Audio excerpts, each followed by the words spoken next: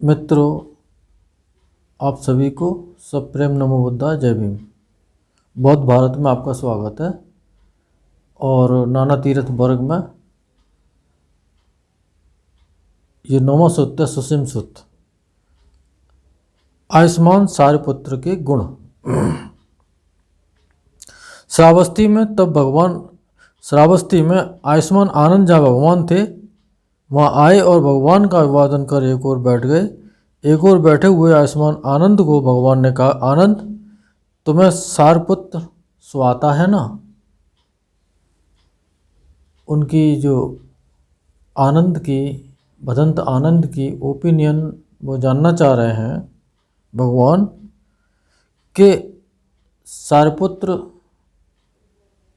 तुम्हें ठीक से लगता है कि ना।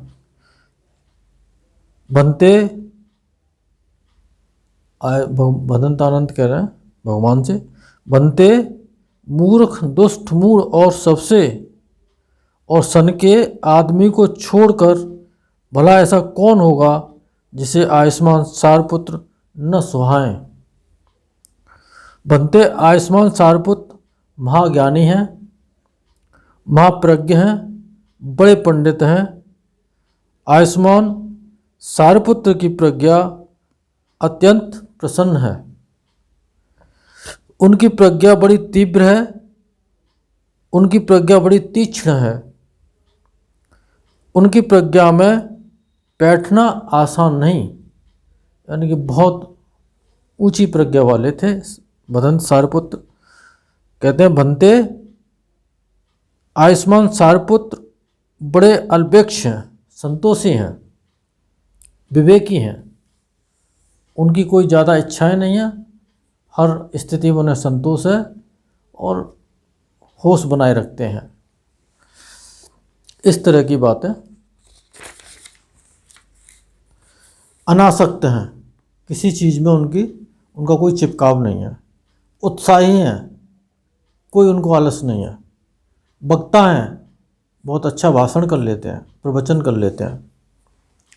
वचन कुशल हैं, मीठे वाणी को ही बोलते हैं।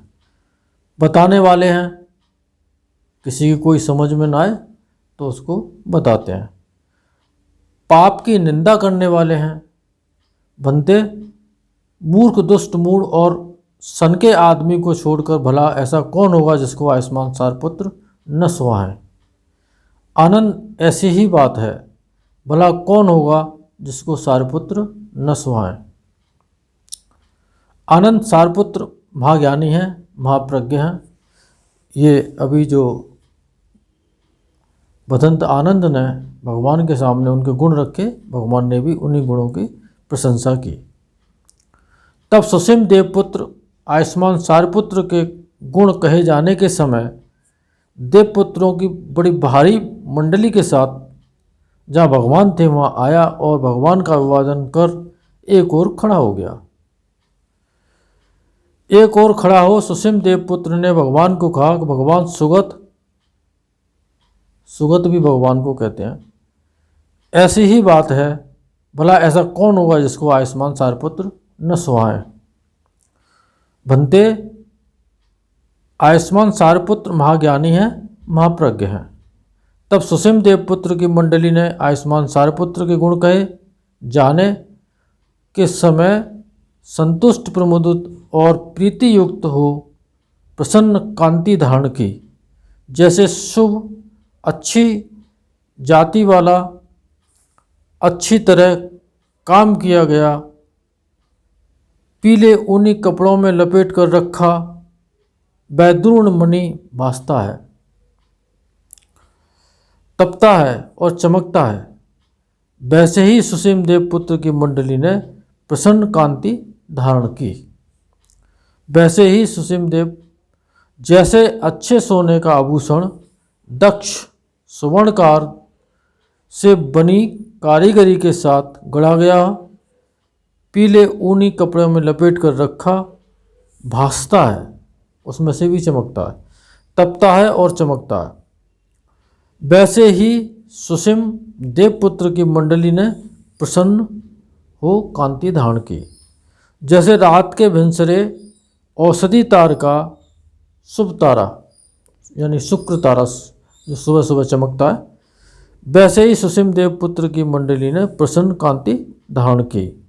जैसे शरत काल में बादल के हट जाने और आकाश खुल जाने पर सूरज आकाश में चढ़ सारी अंधियारी को दूर करके भासता है, तपता है और चमकता है, वैसे ही सुसिम देवपुत्र की मंडली ने प्रसन्न कांति धारण की। तब सुसिम देवपुत्र ने आयुष्मान सारपुत्र के विषय में भगवान के पास यह गाथा में कहा। पंडित और बड़ा ज्ञानी क्रोध रहित सारपुत्र, अल्पेक्ष सुरत दांत ऋषि, जिन्होंने बुद्ध के तेज का लाभ किया है। तब भगवान ने आयुष्मान सारपुत्र के विषय में सुसिम देवपुत्र को यह कहा। पंडित और बड़ा ज्ञानी क्रोध रहित सारपुत्र, अल्पेक्ष सुरत दांत अपनी मजदूरी की राह देख रहा है। अब 10वां वर्ग आता है नाना तीर्थीय वर्ग। नाना तीर्थों के मत, तीर्थ कहते थे जो अलग अलग जो साधु मंडली होती है वो अपने अपने मत को लेकर के अपना एक झुंड बना लेते हैं कि मेरा ये कथन है, और वो कहते हैं कि मेरा ये कथन है, और किसी एक का कथन दूसरे से मिले या न मिले इसकी उन्हें कोई परवाह नहीं होती, और उनको यहाँ पर जो बोला गया। ऐसा मैंने सुना। एक समय भगवान राजगृह के वेणुमन कलंदक नवाब में विहार करते थे। तब कुछ मत वाले श्रावक देवपुत्र असम, शैलीनिक, आकोटक, बेटम्बरी और माणवगामी रात बीतने पर अपनी चमक से सारे वेणुमन को चमका जहाँ भगवान थे वहाँ आए और भगवान का अभिवादन कर एक ओर खड़े हो गए। एक ओर खड़ा हो असम देवपुत्र पूर्ण कश्यप के विषय में भगवान के सम्मुख यह गाथा बोला। यदि कोई पुरुष मारे या काटे या किसी को बर्बाद कर दे तो कश्यप उनमें अपना कोई पाप या पुण्य नहीं देखते। उसने विश्वस्त बात बताई है, वे गुरु सम्मान के भाजन हैं। एक मत वाले व्यक्ति जो साधु थे उनके ये विचार थे, यदि कोई पुरुष को मारे काटे या किसी को कोई बर्बाद कर दे तो कश्यप उसमें अपना कोई पाप या पुण्य नहीं देखते हैं। यानी किसी को मारो काटो इसमें कोई पाप और पुण्य की बात है ही नहीं। एक साधु के ये बात थी। तब शैली देवपुत्र मक्खली गोसाल के विषय में भगवान के सम्मुख यह गाथा बोला। उस समय मक्खली गोसाल भी इसी प्रकार के एक मतांतर वाले और साधु थे जिनकी अपनी एक मंडली थी। उनका कथन क्या है? कठिन तपस्याचरण और पाप जुगुप्सा से संयत, मौन, कलह त्यागी, शांत, बुराइयों से विरत, सत्यवादी, उन जैसे कभी पाप नहीं कर सकते। तब निंक देवल निगंठनाथ पुत्र के विषय में भगवान के सम्मुख ये गाथा बोले। निगंठनाथ पुत्र कहते हैं जो नंगे साधु रहते थे उनके बारे में। पाप से घृणा करने वाले चतुर्विश्यु, चारों यामों में सुसंव्रत रहने वाले, देखे सुने को कहते हुए उनमें भला क्या पाप हो सकता है, ये मत उनका था। तब आकोटक देवपुत्र नाना तीर्थों के विषय में भगवान को सम्मुख यह गाथा में बोला। पकुद, कात्यायन, निगंठ और जो भी ये हैं मक्खली, पूर्ण, आमर्ण, पाप पाने वाले, ये गण के नायक हैं। ये बड़े बड़े जो साधुओं के गुरु हैं, बहुत झुंड बना करके जो हैं उनके नायक हैं। ये भला सत्पुरुषों से दूर कैसे हो सकते हैं? तब बेटम्बरी देवपुत्र ने आकोटक देवपुत्र को गाथा में कहा, हुआ कर रोने वालों हुआ कर रोने वाला अदना से यार सिंह के समान कभी नहीं हो सकता। नंगा झूठा यह गण का गुरु जिसकी चंदन में संदेह किया जा सकता है, जिसके चलन में संदेह किया जा सकता है, सज्जनों के सरीखा एकदम नहीं है, यानी सज्जनों के समान नहीं हो सकते वो।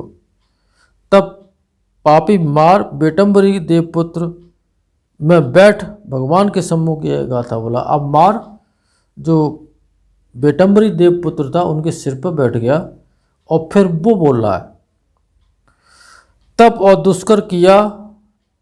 दुष्कर क्रिया करने में जो लगे हैं, जो उनको विचार पूर्वक पालन करते हैं और जो सांसारिक रूप में आसक्त हैं, देवलोक में मजे उड़ाने वाले, वे ही लोग परलोक बनाने का अच्छा उपदेश देते हैं।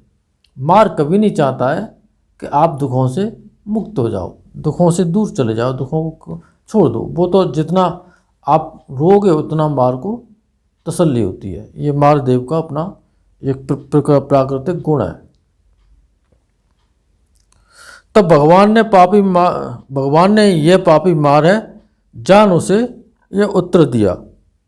भगवान तो जान गए कि इसके सिर पे मार बैठ गया और फिर वो उल्टे सीधे काम ही करता है। कोई भी आदमी गलत काम करने में थोड़ी समझदारी दिखाता है कि हाँ ये काम गलत है, लेकिन फिर भी मार इतना हावी हो जाता है उसके सिर पे कि वो गलत काम कर ही डालता है। ये है मार का खेल। सारे लोग, नरक लोक से लेकर ब्रह्मलोक, सारे मार के अधीन है। इस पर इसके फंदे से निकलना इतना आसान नहीं है, बहुत मेहनत करनी पड़ती है। राजगृह में, पहाड़ों में विपुल श्रेष्ठ कहा जाता है, श्वेत हिमालय में श्रेष्ठ कहा जाता है, आकाश में चलने वालों में सूरज, जलाशयों में समुद्र श्रेष्ठ, नक्षत्रों में चंद्रमा, वैसे ही देवताओं के साथ सारे लोक में बुद्ध ही अगुआ कहे जाते हैं। देवपुत्र संयुक्त समाप्त। इस सत्य वचन से जो अभी आपके सामने रखे, इनके महाप्रताप से आप सभी का मंगल हो, भला हो, कल्याण हो, संसार के सारे प्राणी सुखी हों। साधु साधु साधु।